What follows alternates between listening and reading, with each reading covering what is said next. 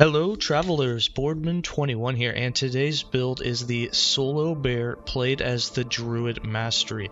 Now it's not going to be as powerful as the solo Spriggan form, however we are playing a spell-based bear that's going to do a lot of damage. It's going to be able to take down the bosses decently quickly, it's going to be able to clear out trash mobs just as fast as single targets, especially based on its retaliation. But the biggest part of this video is that I just wanted to make people aware of several interactions that they might not be aware of that are actually really potent, especially for a minion solo companion build on the Druid Mastery. Alright, we're going to discuss all of that in the skill section, so let's get started. For skills, I'm running Ice Thorns, Eterra's Blessing, Summon Bear, Summon Frenzy Totem, and Entangling Roots.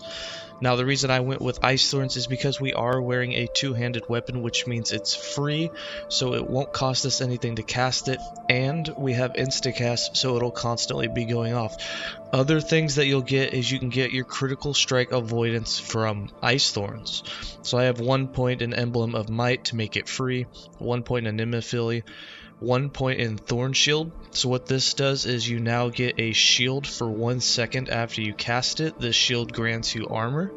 After 1 second, the shield disappears, but it then actually fires the Ice Thorns, and then they do the damage. We have 1 point in Second Nature. This turns it into an insta-cast skill, so you no longer have to stop to cast it. It'll just instantly be cast without stopping you. It'll have a 4-second cooldown. With 6 points in Floric Tides, you can now reduce that cooldown down to 1 second, and Thorn Shield will give you 30% crit avoidance. What's nice about that is you can have multiple stacks of this up, which means that with the setup we have here, you'll have almost 60% guaranteed, and at times you'll have 120, 150%. So about 80% of the time you'll have at least 100% critical strike avoidance, so you don't even have to put any on gear. However, if you want to make sure that you always have 100%, I recommend still getting 40%, as with 40% on your gear, you can have 60%, 100% uptime from Ice Thorns itself. Now we have 4 points in Bulb Shield, so that there's a chance when you cast it, it'll have a chance to basically double cast. You'll have a 40% chance of that.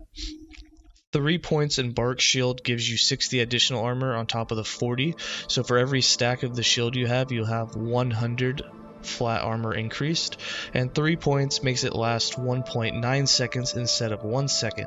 Now since you cast it every second, this means that now that it lasts 1.9 seconds, you'll have 2 stacks for 1.9 seconds out of every 2 seconds. So you only have 0.1 second in which you don't actually have 2 stacks, and the critical strike avoidance does stack.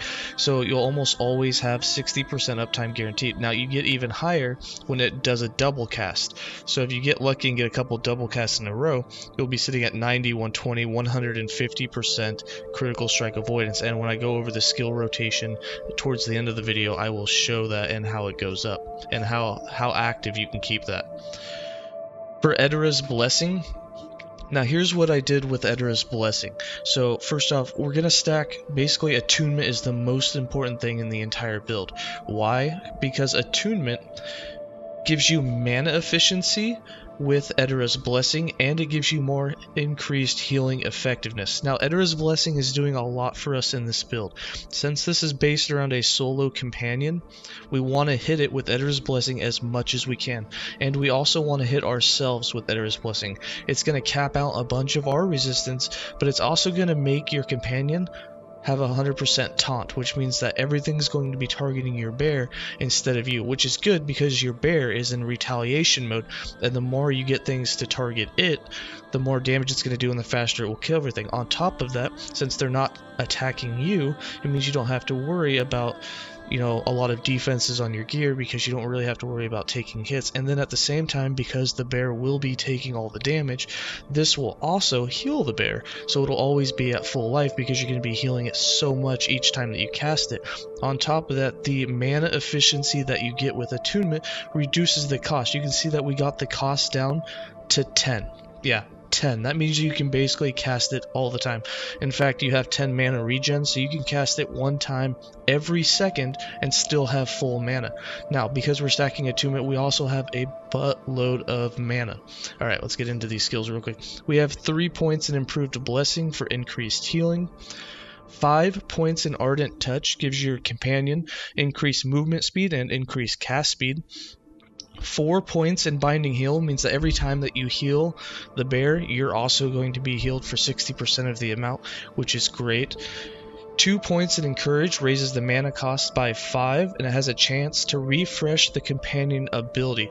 What's nice about this, we'll get into this, but the companion ability being able to be refreshed is a good thing because it is another taunt that will allow the bear to really pull in all of the enemies. So it's going to have 2 different taunt sources on top of it, which I don't really know how that works, but maybe they stack, maybe they don't. But either way, it's more likely that the bear is just going to take all the targets, so you don't have to worry about things coming for you. And then 1 point in Eterra's Fur, so that the companion taunts for 4 seconds after you've hit it with Eterra's Blessing, which you'll be able to do all of the time. And the last 5 points in Safeguard, so that you have capped out elemental resistance and capped out poison resistance for 4 seconds after being hit with Eterra's Blessing. For Summon Bear, we have a couple of interactions. The first interaction, we have 1 point in Thick Hide and then 1 point in Retaliatory Thorns. And what this does is your bear retaliates with Ice Thorns when they take 75 damage. Now this Ice Thorns, as far as I can tell, does not use your Ice Thorn skill tree, and it kind of looks different as well, but we'll get into that in a bit. We then have 4 points in Winged Thorns, so that the Ice Thorn's speed and range is increased by 100%, so they will travel basically twice as far. Now, remember, this is every 75 damage that your bear takes, it's going to fire these out.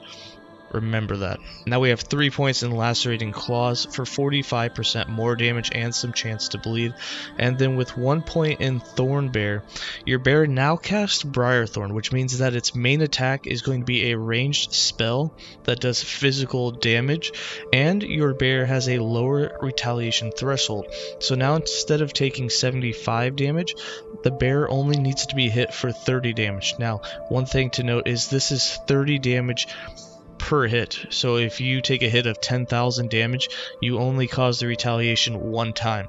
If you take 131 damage hits, you will cast 100 retaliation. So it's for each individual hit.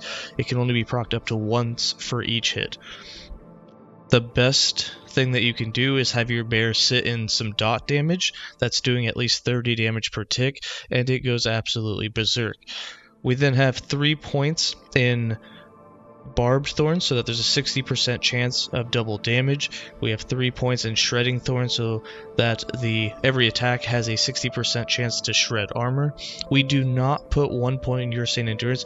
We do not want the Briar Thorns to have a cooldown because we don't want the bear to use its melee attack. As long as you don't take the cooldown, it's only going to use the spell Briar Thorn from range, which is good because that's what's doing a lot of the damage.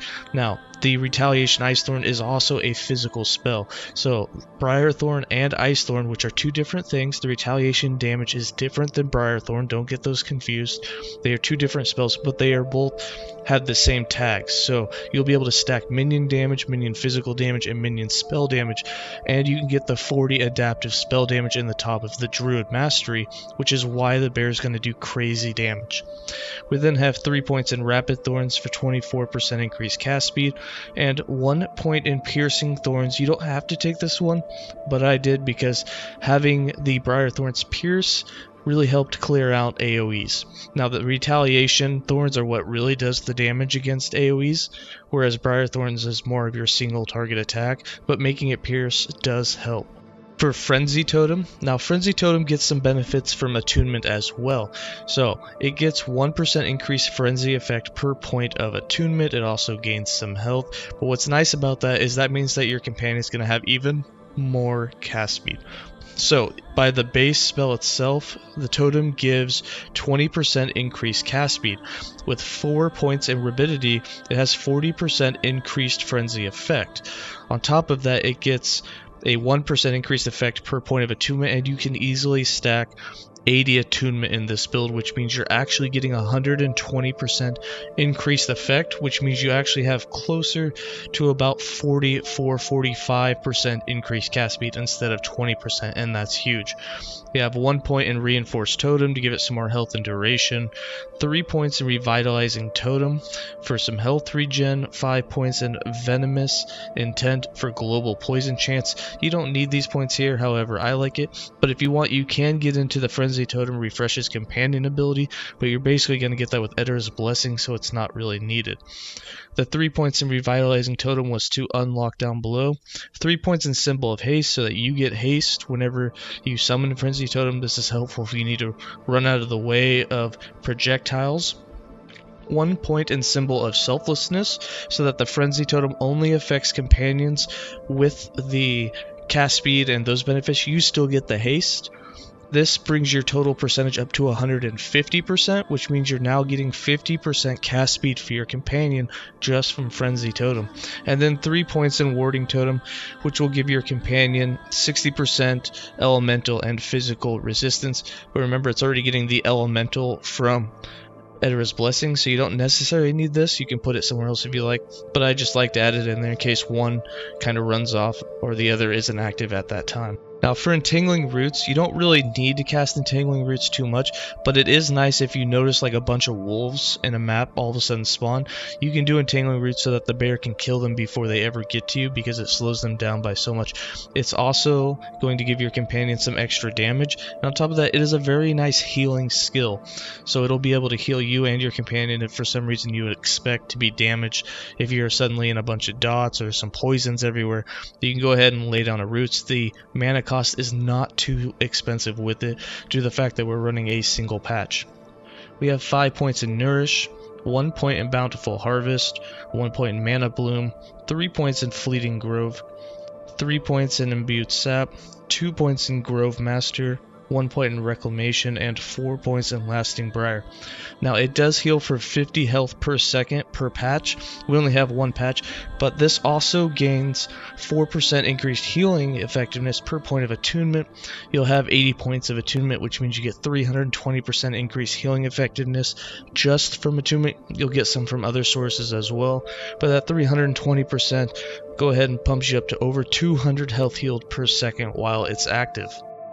For passives, I have 20 points in the Primalist base class with 1 point in Gift of the Wilderness, 8 points in Natural Attunement, 6 points in Wisdom of the Wild, and 5 points in Hunter's Restoration.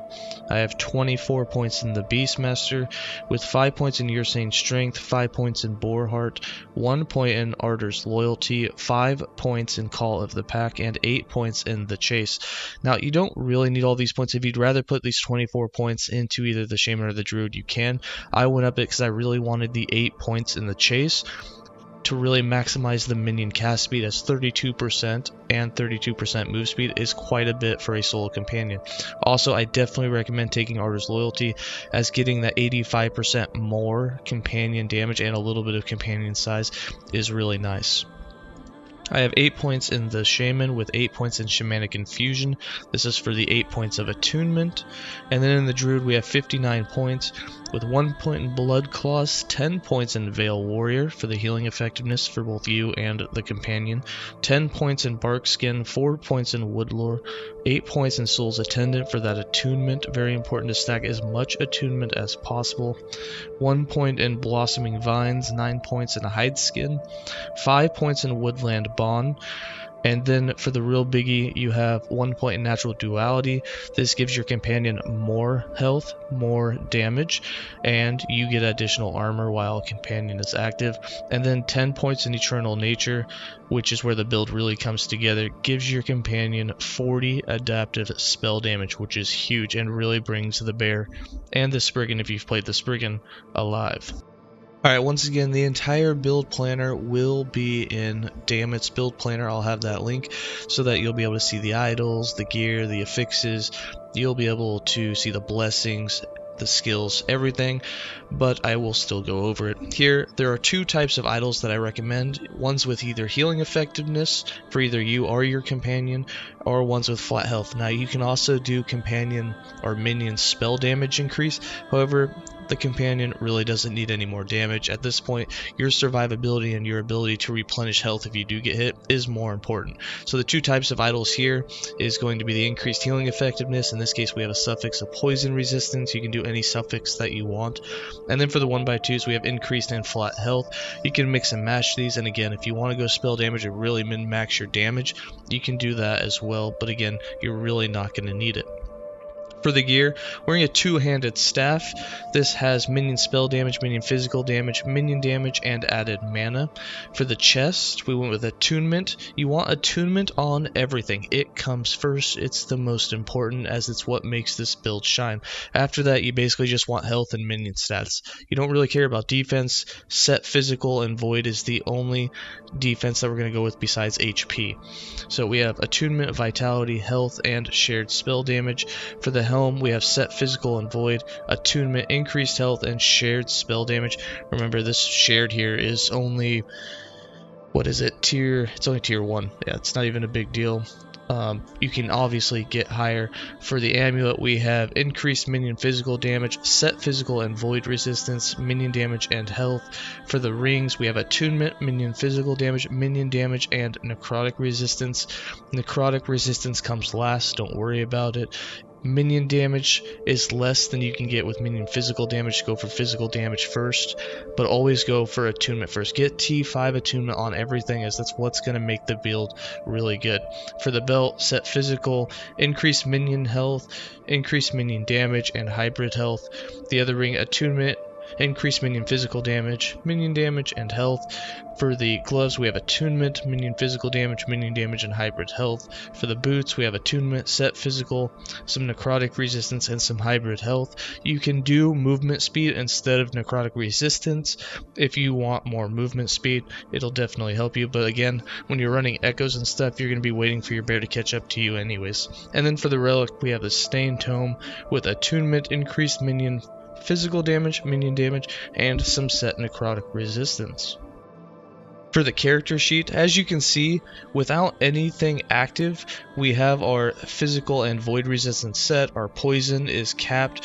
Our elemental and our necrotic is about half. Now our necrotic won't go up, but when we do hit ourselves with elemental or Eterra's blessing, you will have capped elemental. So if I just cast it once here on myself, you only need to do that once every 4 seconds, which it's going to be the only skill that you're worried about casting. You'll be able to have 100% uptime. And again, you're not really being attacked, so there's really no point in even casting on yourself. Just keep hitting your bear with it, and your bear's going to get all of the taunt.